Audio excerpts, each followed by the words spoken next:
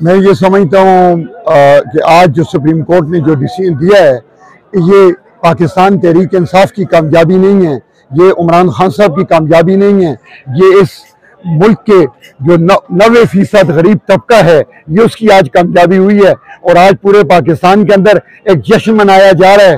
वो जश्न इस बात पे मनाया जा रहा है कि आज इमरान खान के कहने के मुताबिक, और इमरान खान जिस जुल्म के खिलाफ जहाद कर रहे थे, आज सुप्रीम कोर्ट ने उस पर मोहर लगाकर ये साबित कर दिया कि ये प्राइम मिनिस्टर और ये जो पाकिस्तान के 2 नंबर के वजीर आजम हैं, इनकी यहाँ पे नहीं चलेगी। अब आइन की बालादस्ती होगी, आइन इस मुल्क में मुकदम जाना जाएगा।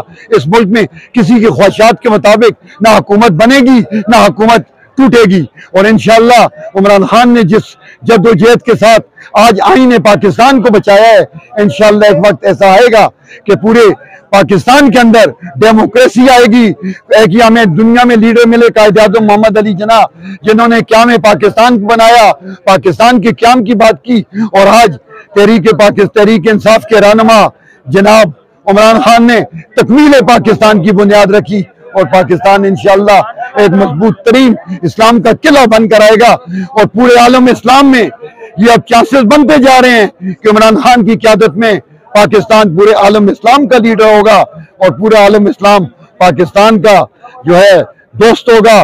पाकिस्तान में जमहूरियत की बहाली होगी, जमहूरियत की बहाली होगी। और जमहूरियत की बहाली के साथ ये नया चांद इसलिए तुलू हो रहा है कि हमारी ये नौजवान नस्ल, जो छोटे छोटे हमारे बच्चे यहाँ पे खड़े हैं, इन्होंने इस पाकिस्तान की आबियारी इस वक्त अपना खून देकर की है।